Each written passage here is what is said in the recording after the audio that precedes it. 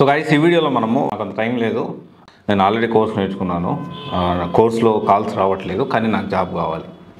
So ఏంటి అంటే ఒక సినారియోలో ఒక స్టూడెంట్ ఈ విధంగా వచ్చి అడిగారు.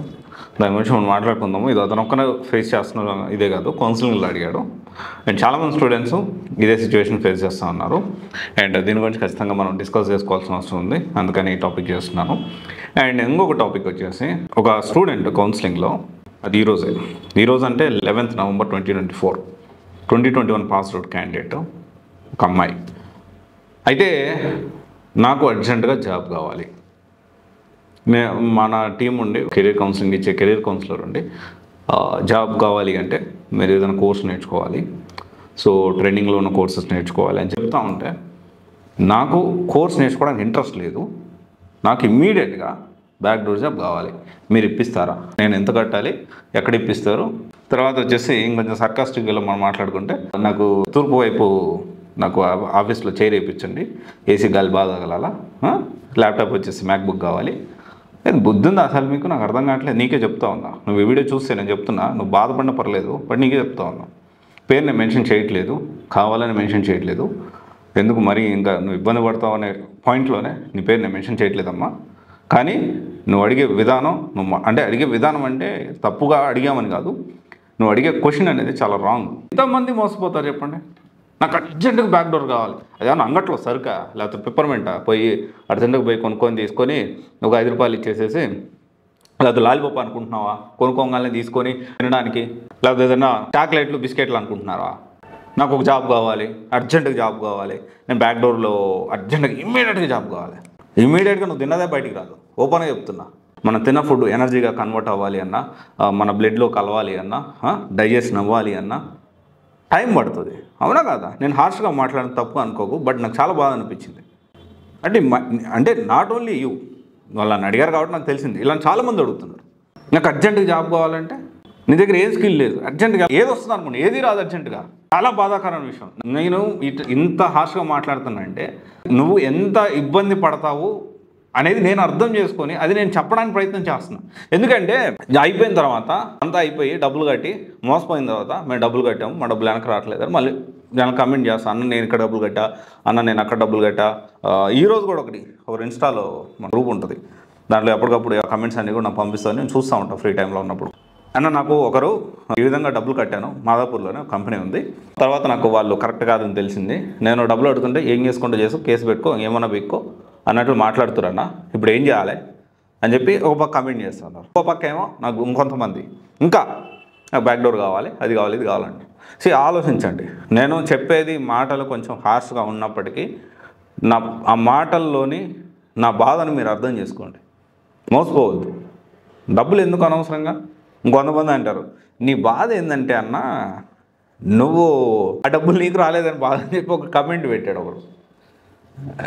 సీరియస్గా ఒక విషయం ఏంటి అంటే, మనం చేసే మంచి మనల్ని కాపాడుతుంది, ఖచ్చితంగా చెప్తా ఉన్నా. అది నేను చేసే మంచి నన్ను కాపాడుతుంది కూడా, నా ఫ్యామిలీని కానీ కాపాడుతుంది. సో ఇక్కడ ఏంటి అంటే అతను అలా అనడంలో తప్పేం లేదు, ఎందుకంటే సిచ్యువేషన్స్ అలా ఉన్నాయి.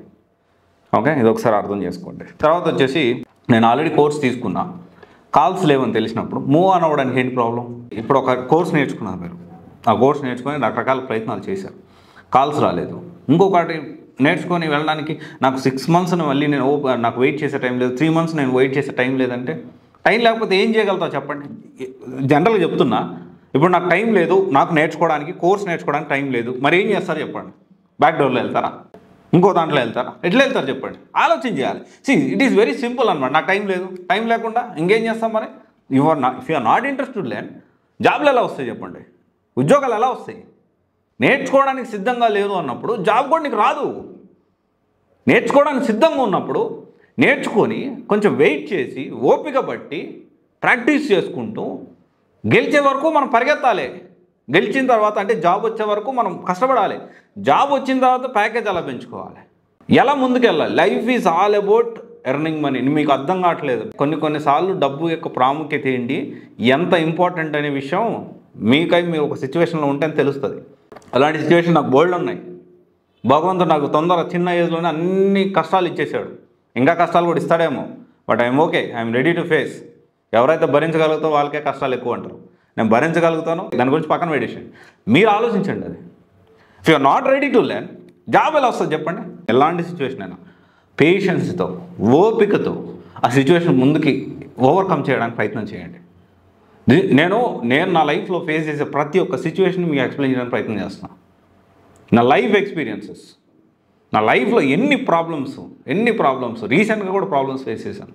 కానీ ఎప్పుడూ కూడా నేను ప్రాబ్లంకి భయపడలేదు, సమస్యకి భయపడలేదు. సమస్యని ఎలా అధిగమించాలి, ఎలా ముందుకెళ్ళాలనే దాని గురించే నేను ఆలోచించాను. సో ఐ నో నా ఆల్రెడీ ఒక కోర్స్ బాగా కష్టపడి నేర్చుకొని ఉంటారు.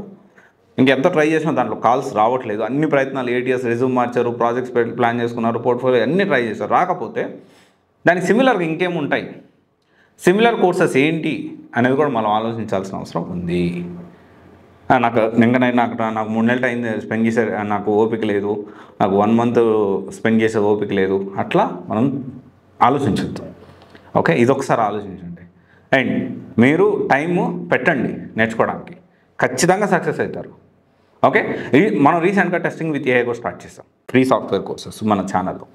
అండ్ Salesforce, DevOps ఆల్రెడీ ఇస్తున్నాము. సో ఒకవేళ ఈ 3 కోర్సులు ఏమన్నా నేర్చుకోవాలి ఫ్రీగా అనుకుంటే మన CVS ఛానల్లో ఉంది, మీరు నేర్చుకోండి. Okay, all the best. Thank you. This is Raj signing off.